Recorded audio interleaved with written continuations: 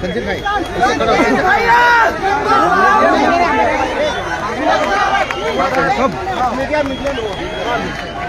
Light चला single बात में ले लो।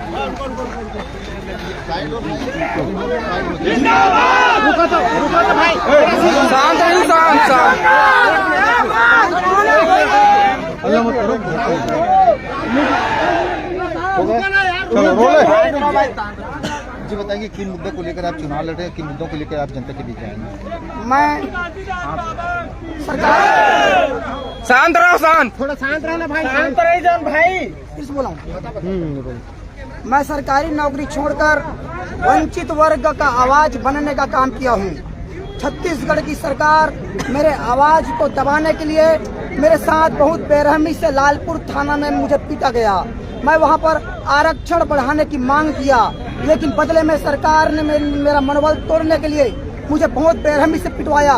मेरा हाथ का कलाई फ्रैक्चर हो गया, मेरा पसली फ्रैक्चर हो गया। फिर भी मैं अपने समाज का हक अधिकार की बात आज तक करते आया हूँ। फर्जी जाति प्रमाण पत्र के सहारे अनगिनत लोग नौकरियां कर रहे हैं। हमने सरकार से मांग किया कि हमारे हक अधिकार को लूटने वालों को गिरफ्तार करो, उनको बर्खास्त करो, उनकी संपत्ति को जब्त करो और उन संपत्ति को वंचित वर्ग के हित में लगाओ। लेकिन सरकार ने बदले में हमारे साथ मारपीट किया। हमें भाई शांत रहो, शांत बदले में शांत रहो। जेल में डाला। 29 साथी, मेरे समाज के 29 साथी जेल में 56 दिन तक बंद थे। इस तरीके से सरकार ने हमारे मनोबल को तोड़ने का काम किया। जब शांतिपूर्ण तरीके से हम रायपुर में अनशन में बैठे थे, आमरण अनशन में बैठे थे, तो छत्तीसगढ़ सरकार का अधिकारी पत्रकार को कहता है अगर ये लोग मर जाएंगे तो भी सरकार को कोई फर्क नहीं पड़ेगा, क्योंकि इसके समाज में 10 विधायक 2 मंत्री हैं, उनकी चुप्पी इनके मौत पर भारी पड़ेगा। अगर अनशन करने वाले बच्चे अपने जान को जोखिम में डाल के अनशन कर रहे हैं, सरकार को कोई फर्क नहीं पड़ रहा है।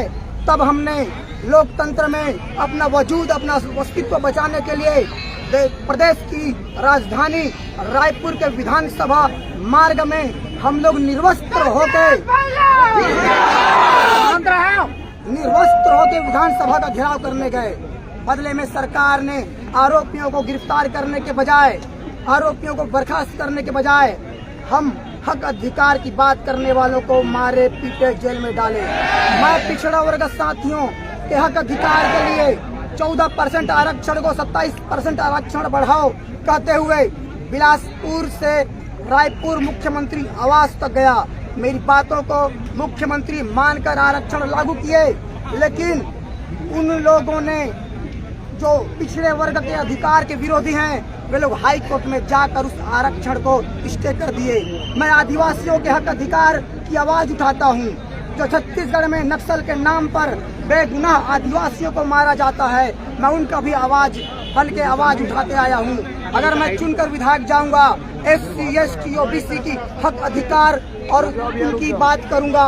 साथ में जो सामान्य वर्ग के जो अनारक्षित वर्ग हैं, उनको भी उनके आबादी के अनुपात में आरक्षण की वकालत करूंगा।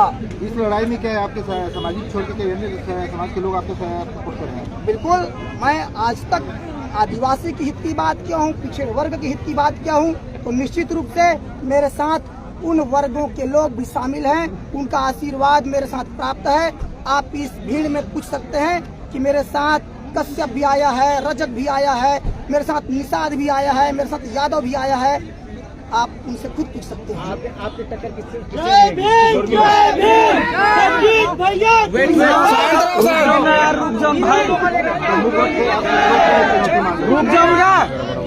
रुक जाओ भैया, रुक जाओ।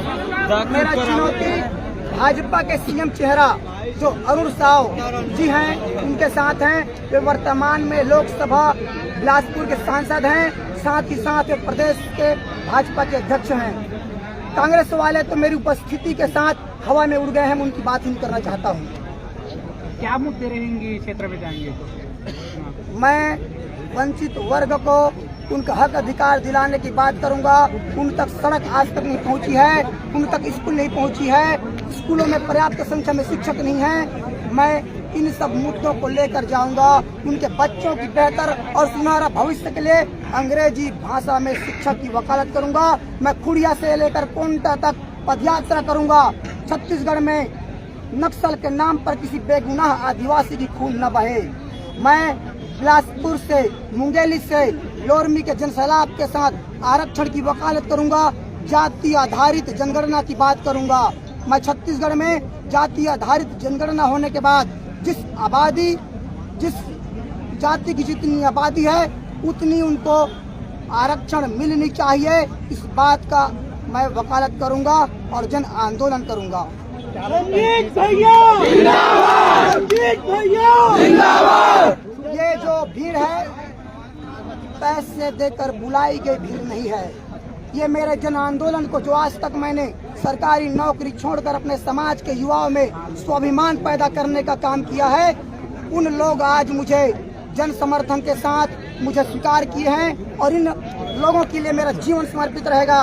मैं बिकने वाला व्यक्ति नहीं हूँ, मैं टिकाऊ हूँ। मैं इस तरीके से अपने लोगों के बीच जाऊंगा और मुझे लग रहा है जिस तरीके से जन समर्थन आज मिला, मेरा जीत सुनिश्चित है। ठीक है। रंजीत भैया